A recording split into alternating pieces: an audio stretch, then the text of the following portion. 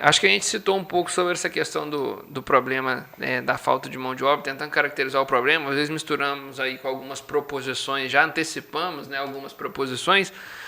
Mas vocês ainda têm, gostaria de considerar, eu acho que eu já até fui bem duro e enfático, né, de falar assim, não se foi feito nada para poder ter oferta, para se aumentar a oferta de mão de obra no campo. A minha consideração, mas vocês desejam fazer algum complemento em relação a isso? Eu acho que o problema nós já levantamos bastante, né? Assim, já é visível para todos, né? Uma vez que a reclamação é geral, acho que a gente ficar focado em problema. Eu tenho algumas observações, né, que o pessoal fala bastante, né? Que eu acho que podem potencializar o problema, e a gente saber que isso existe ajuda a gente a lidar com as soluções. Dentro da caracterização, eu acho que de fato existe questão cultural, né? O pessoal reclama muito, o produtor reclama que a mão de obra quer tá de boa na cidade. Eu discordo em relação a isso. O cara quer trabalhar de segunda a sexta. Cara, e o cara trabalha no supermercado. É de domingo a domingo. Trabalha até 10 horas da noite. O cara trabalha na padaria. Não quer acordar de manhã. Foi para a cidade, foi trabalhar na padaria, acorda 4 horas da manhã. Fazer pão, entendeu? Então, assim, agora, as pessoas querem condições de trabalho. Além de condição, é igual você falou aí, né? Escala. Escala de trabalho, ela é fundamental para ser atrativo de uma vaga. Também, né? A gente não precisa discutir isso. E assim, o que a gente precisa de entender cada dia mais é que a atividade e o setor, ele remunera isso. Se não estiver remunerando, você tem que procurar fazer com que vá remunerar para você criar uma condição boa dessa pessoa trabalhar, né? Para ser atrativo. É ilusão da cabeça de qualquer empresário achar que vai contratar a pessoa hoje, vai submeter ela a condições de trabalho análogo a trabalho escravo antigo. E o cara trabalhava 16, 20 horas por dia. Isso. Isso aí, acho que é ilusão.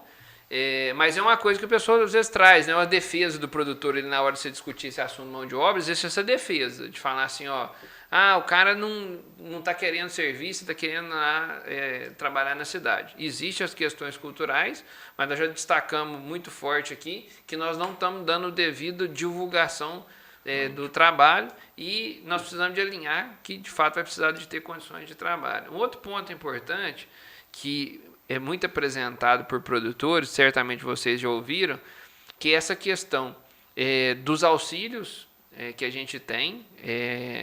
A gente tem aí, hoje tratado como Auxílio Brasil, né, que era auxílio emergencial durante a pandemia, que já foi Bolsa Família. Esse tipo de assistencialismo, ele tem, historicamente, já incomodava os produtores. E agora, numa condição em que você tem uma remuneração de R$600 mais R$150 por filho, você pode ter uma ruptura de atratividade por uma pessoa muito simples.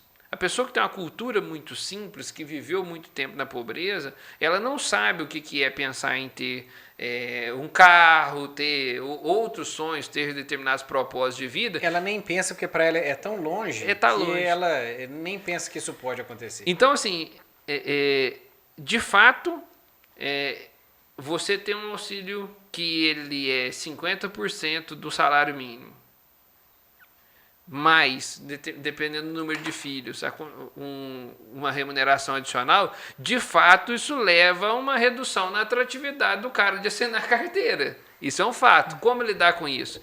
Eu acho que nossas soluções, né, a gente falou, não foi feito nada, questões culturais, de fato existem auxílios aí, e diante desse problemão todo, né, se vocês não tiverem mais nenhum comentário, eu abro para você falou do solução. Problema, só pontuando, o problema do auxílio, né, o problema da falta de mão de obra em si, e da mão de obra qualificada também é um outro problema, né? Nós falamos disso aqui. Sim.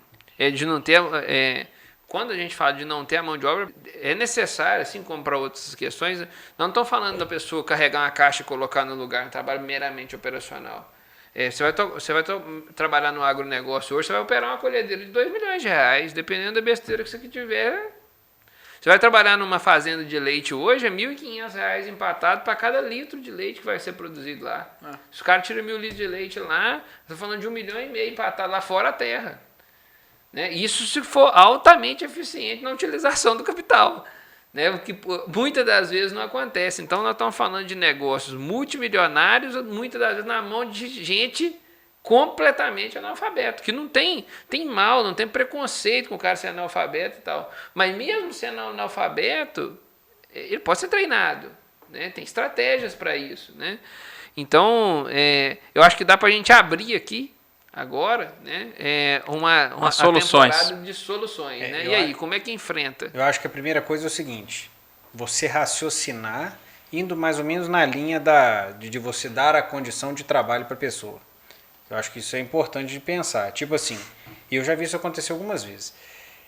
Você tem um volume de dinheiro, de receita vindo da sua produção que consiga pagar uma pessoa de forma digna, que ela vai conseguir trabalhar e ela vai ficar. Você consegue atrair essa pessoa para dentro do seu negócio? Vou dar um exemplo assim, exageradamente didático. Se você mata uma vaca por mês, se você produz 5 hectares de soja, se você tira 10 litros de leite por mês, você consegue manter uma pessoa com um salário que ela vai conseguir ficar lá satisfeita com essa produção tão baixa? Com certeza não. Então, ou você tira dinheiro de outro lugar, ou você vai ter que tentar pisar no pescoço da pessoa que vai trabalhar para você. A partir do momento que você pisa no pescoço da pessoa que trabalha para você, ela vai para lá se ela tiver uma necessidade violenta e na primeira oportunidade ela te deixa. Ou seja, assim que ela começa a pegar o jeito da sua fazenda, de como é que a coisa funciona, rapidinho ela já vai embora. Então, mais um ponto que nós voltamos aos podcasts iniciais, o produtor tem que ampliar a produção, aumentar o número de vaca. Porque ele vai ganhar escala e vai poder pagar melhor o funcionário. Precisa ter um plano de negócio. Eu acho que é melhor dizer assim, o produtor precisa ter um plano de negócio. Se eu produzir isso aqui, eu consigo gastar tanto com mão de obra, tanto com isso, tanto com aquilo. Se eu produzir X produto agropecuário, que é a nossa audiência aqui. E você falou uma coisa em atratividade do funcionário, isso eu acho que é fundamental. A atratividade, mostrar os bons pontos do agronegócio e aquela questão, o funcionário, o mundo hoje mudou. Não adianta você tratar o funcionário como o seu avô tratava, como o seu bisavô tratava. Isso não existe mais. Né? É uma relação de troca. Isso todo mundo tem que entender. Não só o produtor, mas também a Justiça do Trabalho, enfim, o Estado também tem que entender que a relação entre patrão e funcionário é uma relação colaborativa dos dois lados. Você vai trabalhar, eu vou te pagar e vou te tratar bem. Essa relação ela é construtiva, é colaborativa, nada diferente disso. Então é uma coisa, a atratividade também do patrão, o fazendeiro, enfim, tratar melhor e ficar ter uma relação mais profissional. Esse é o ponto.